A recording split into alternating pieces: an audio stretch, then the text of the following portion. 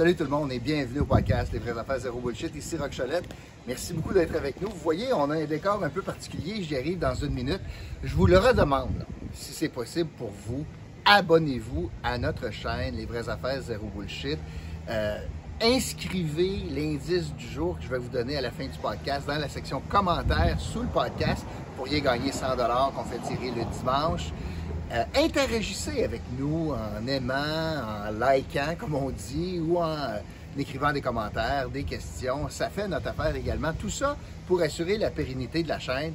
Ça nous aiderait beaucoup, alors je vous le demande. Aussi, n'oubliez pas qu'on a la chance de vous offrir des produits dérivés que vous pouvez acheter en parcourant le site lesvraiesaffaires0bullshit.com et la section boutique. Vous allez être capable d'acheter toutes sortes de produits, des casquettes, je devrais en avoir une aujourd'hui pour le soleil, des casquettes, des tasses, des cotons ouatés, etc. Donc, je me trouve sur Notre-Dame aujourd'hui, dans le secteur de Gatineau. Je vous le disais, c'est un peu particulier, c'est rare que je fais ça, mais on dirait que je suis parti sur une lancée, il fait beau, puis je voulais sortir de la maison pour vous faire aujourd'hui découvrir quelque chose. Ça ne sera pas un podcast comme à l'habitude, où je vais prendre un sujet d'actualité, puis je vais un peu décortiquer tout cela. Aujourd'hui, je vais vous faire découvrir une organisation, mais il va y avoir un lien avec la politique. Alors, aujourd'hui, je vais vous faire découvrir 3R Québec. 3R Québec, c'est une organisation sans but lucratif qui a des tentacules dans toutes sortes de domaines, mais principalement la mission de 3R Québec, qui est située ici à Gatineau. Je vous le répétais, c'est un OSBL. L'objectif ou la mission de 3R Québec, c'est justement les 3R.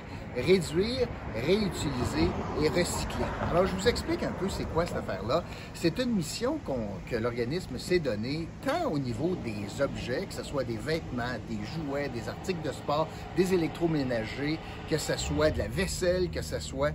Nommez-les, là, des articles de couture. Moi, je viens de visiter cet endroit-là. Premièrement, il y a une tonne de pieds carrés. Puis, il y a des objets de tout acabit. Mais il y a aussi un volet alimentaire à cela où on réutilise, ou c'est pas réutilise, mais on recycle, puis on fait revivre des produits, des aliments, des aliments qui arrivent à échéance en termes de date de péremption, des produits aussi que les épiceries vont se débarrasser, puis on les transforme ici, on les prépare ici, puis on les offre à des prix dérisoires, tout comme les vêtements, puis les autres articles qui sont ici. Donc, l'objectif, c'est de réduire la consommation, mais réduire particulièrement l'enfouissement. C'est de réutiliser, donc donner une deuxième vie à des articles que bien des gens n'ont plus de besoin ou des commerçants ne sont pas capables de vendre ou d'écouler sur les travaux naturels. Puis le troisième élément, alors réduire, recycler, réutiliser et recycler, finalement, on fait un tri pour s'assurer que ce qui doit aller au dépotoir y va, mais rien de plus.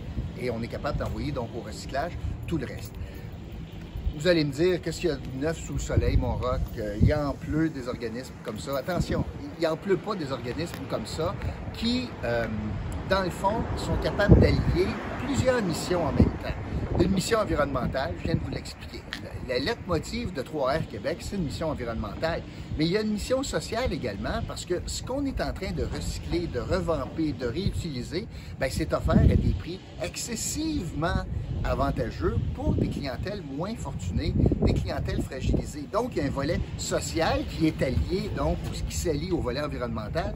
Puis, au surplus, il y a beaucoup de gens qui y travaillent ici, ce sont des bénévoles, donc une implication communautaire, mais aussi une insertion sociale pour des groupes, par exemple, des enfants autistes ou des gens autistes qui sont capables de venir avoir des expériences de travail ici, ou que ce soit dans le domaine donc des vêtements, des livres, des plantes, peu importe, mais aussi dans le domaine alimentaire.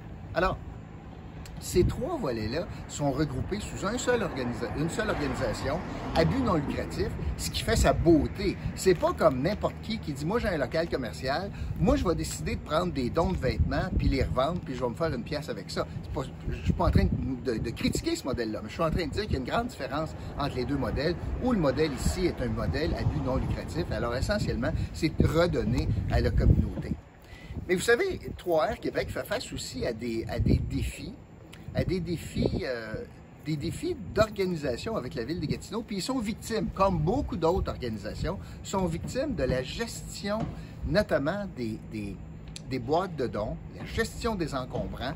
Et on en a longtemps parlé, là, beaucoup parlé lorsque j'ai rencontré les dirigeants ici, où, au lieu de voir comme une occasion pour la ville de Gatineau, au lieu de voir la situation où les boîtes de dons sont une occasion justement environnementale pour éviter d'envoyer des choses au dépotoir, pour travailler en collaboration avec la ville de Gatineau, ces organismes sont plutôt considérés comme des nuisances sur le territoire, puis on les traite comme si ils étaient responsables de tous les problèmes en lien avec les boîtes de dons, alors que au final, c'est un service qu'on rend non seulement à la ville de Gatineau, mais à la population de Gatineau. Alors, on a vu la saga des boîtes de dons, ce qui nous a amené, et ça, c'est l'œuvre de Maude Marquet-Bissonnette, ce qui nous a amené, donc, un délestage de boîtes de dons, où est-ce qu'on n'a plus sur le territoire, ce qui a fait probablement qu'il y a bien des gens qui ne prennent pas le temps de venir porter leur excédent, leurs vêtements de trop, lorsqu'on fait le ménage du garde-robe, on dit, c'est pas quatre troubles de se rendre sur Notre-Dame à Gatineau, exemple.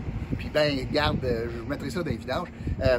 C'est absolument hallucinant de voir ça. Et non seulement cela, puis il y a aussi toute la question des encombrants, parce que on peut se promener sur le territoire gatinois, puis on voit les sofas, les matelas, les tables, les chaises, etc., en bordure de rue, ce qui n'est pas le bon modèle au final pour tout cela. Alors, d'où la vertu de 3R Québec. Alors, je voulais aujourd'hui prendre 2 minutes pour vous parler de cette mission sociale, environnementale, de réinsertion d'une organisation qui a pignon sur rue ici sur Notre-Dame.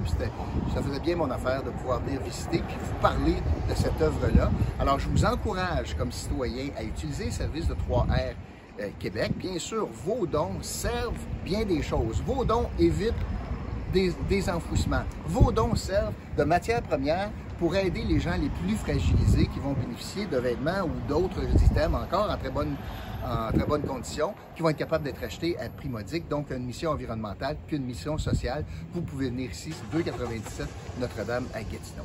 Alors voilà, c'est ce que je voulais vous dire aujourd'hui. Ça fait exception habituellement à nos podcasts, mais je voulais vous parler de 3R Québec. Et ça sera d'ailleurs l'indice du jour aujourd'hui. L'indice du jour, 3R Québec. Merci beaucoup tout le monde, puis je vous retrouve très bientôt pour un autre podcast, Les vraies affaires, zéro bullshit. Salut!